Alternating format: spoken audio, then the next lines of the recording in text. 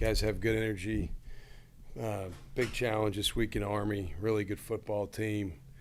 They play everybody well.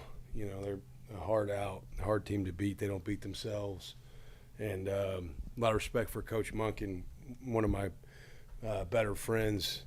Honestly, we've coached against each other. This will be the fourth time since I've been a head coach. So every year I've been a head coach and have a lot of respect for him, how he does things, their organization, what they're about. Their guys play really hard. They're really well coached. So we've got to match that, elevate maybe some things we're doing and play better. A lot of unique things they present. Defensively, the structure is similar to ours in a lot of ways. And then offensively, obviously, it's unlike anything you see all year. We've seen a ton of tempo teams that want to go as fast as possible. This is kind of the opposite challenge. So we got to play good football. But with that, we'll open it up. You know, right after the game, you had kind of talked about the sloppiness and immaturity of this team. How do you feel like they've kind of attacked practice this week after that win? Yeah, today was the first real day. Like, we did a walkthrough on Saturday just to kind of flush, get the blood moving and kind of flush the last game. And then yesterday was a good day. Today was good, And I'd say this, it's not like it's constant immaturity.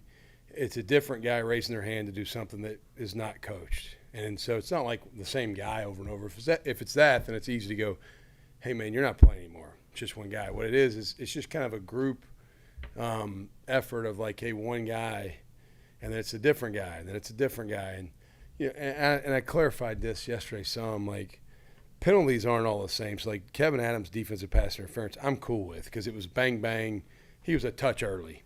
I'm not mad about that. Like, what am I going to do? Tell him, hey, like, don't play the ball. Like, he played the ball. It just was a hair early. So it's the we got to avoid the chop block stuff. We got to avoid the holdings on touchdown scored, and just be a little bit smarter. When we come out of the half and we tell the defense, I personally tell the DBs, hey, a shot's coming the very first drive, and we give up a shot. I'm like, you guys, stay on top. I don't care if they hit you on a hitch here. Don't give a go ball, and we give up a go ball. It's like, well, did we talk about that? Yeah. I told them, hey, be ready for a funny kick in the locker room. I said, I don't know that it's going to be a surprise on side, but it could be a sky, a squib, whatever. Be ready for a unique kick. We got one. Didn't, so it's like, hey, we're telling you this is coming. We're coaching you on stuff. Let's just, like, execute those things well. If we hadn't told you something, then that's like, hey, that's my fault. We got to get the guys to understand, like, when we tell them something, it's usually for good reason. It's not like just, for accident. But well, the guys are responding. They're coachable. I don't think it helps them for me to just lose my mind all the time because they're going to tune me out. But we did on Saturday morning when we got the East Carolina game out. I showed them in here on this 2 screens. I said, hey, look, this will cost us. And I showed them the clips.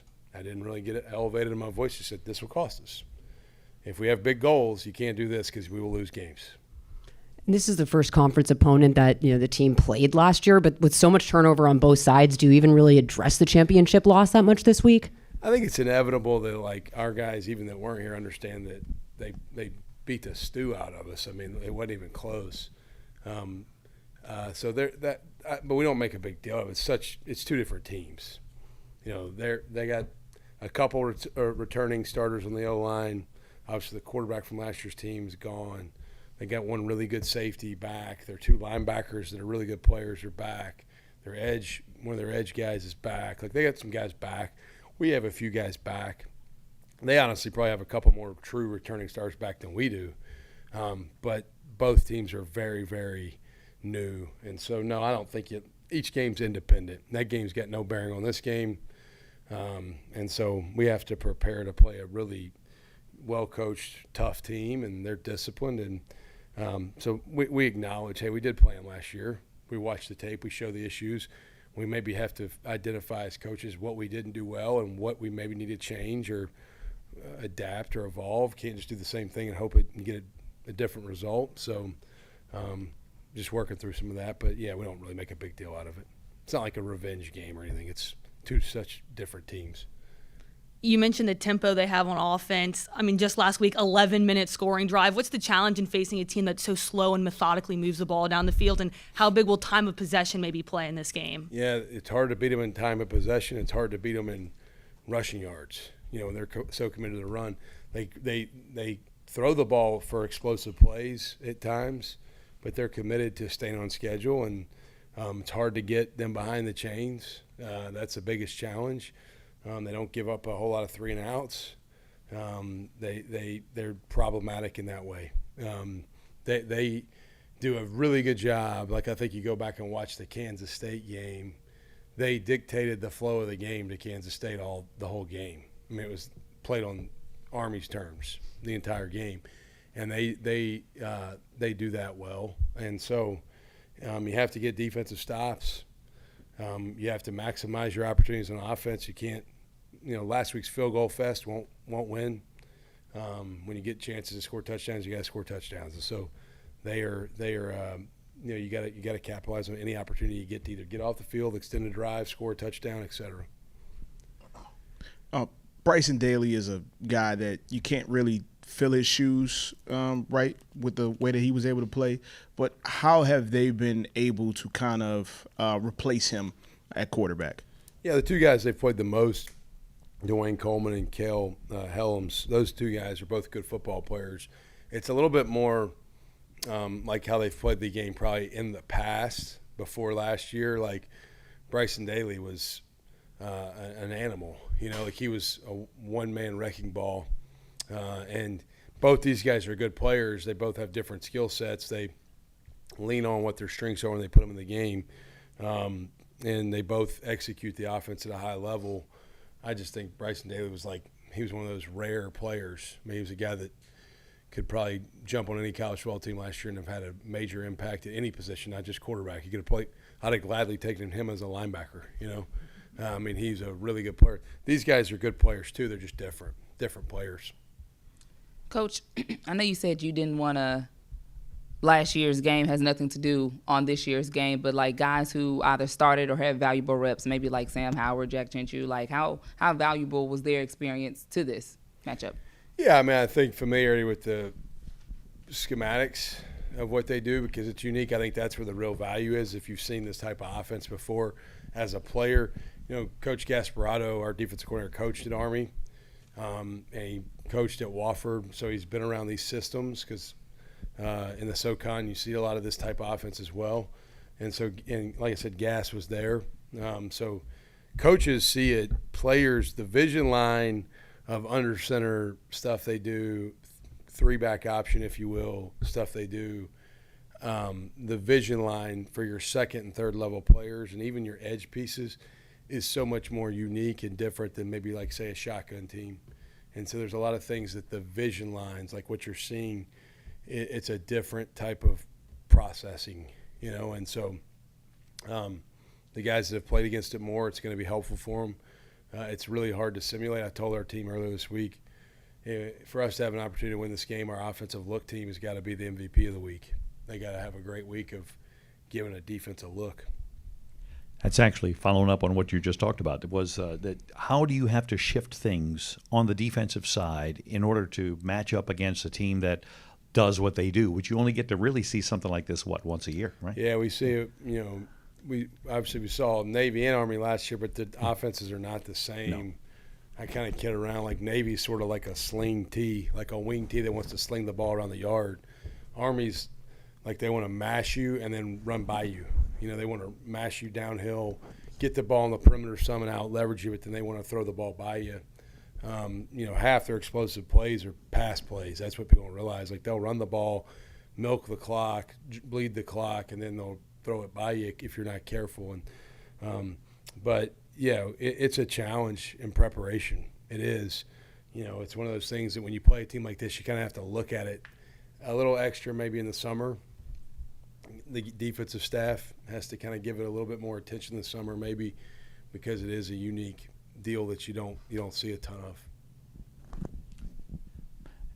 Jari Garner probably had the best game of his career on Thursday. He's coming off a significant injury in the past. Just how much has he developed, and how valuable can he be for you Yeah, y'all probably get tired of me saying it. Better people make better players. Jari is an unbelievable person. I was heartbroken for him last year when he had his injury in spring practice because of the type of young man he is. I had no doubt his response would be the way it's been. He's been an absolute machine through the rehab process. Local product, St. Aug, alum. Man, just the kind of guy you like being around every day. Practices hard, loves football, great teammate, does whatever he can to help the team. Played 63 plays, I think, on defense, in Harvey's absence. Harvey will be back. It looks like this week he looks fine, but man, so happy for Jari's success. Him and Shine were co-players of the game defensively last week. So for us, and so Shine played really well. Jari played really well last week. And then there's probably not a team in the country that has a better kicker punter combination in terms of the performance you've gotten this year. How much does that help you when you're? Yeah, it gives you a lot of confidence. I mean, I think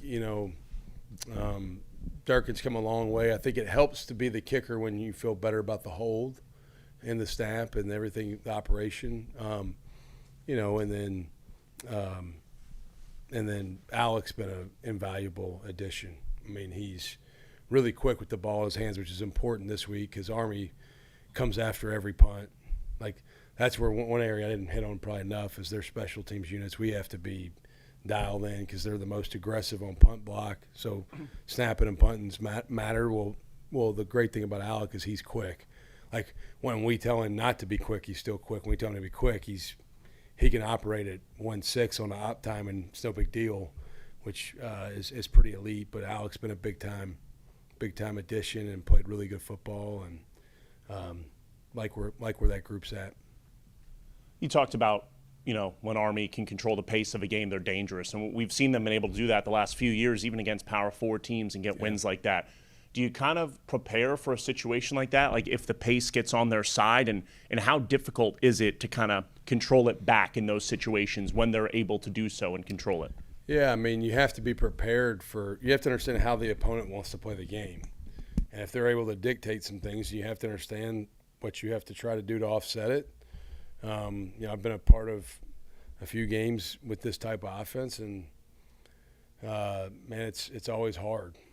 These wins are never easy, ever. Like, ever. I've never been a part of an easy win versus type of offense or team or whatever. And so it's always hard-earned. It's always a four-quarter game. It's always physical. It's always gritty and tough. And we have to maximize our opportunities. We can't make mistakes really in the kicking game. I'm glad Gary brought that up. But, like I said, they're well coached in all phases, but I think where they really do an elite job is special teams wise. Like, they're going to rush punts and field goals at a different level. They're going to fake punts and field goals. Like, every defensive call we got in this week, I've told our special team staff, and I met with them multiple times already, I'm like, guys, forget blocking a field goal. Just don't give up a fake. Now, sometimes on the punt side, we may have to come after all of them with great edges, like a lot of edge pressure, because they'll fake a punt, they'll fake a field goal, they'll do all kinds of stuff. They're really well coached in the special teams game, and we got to be on high alert for all that. Thank you. Awesome. Thank you all.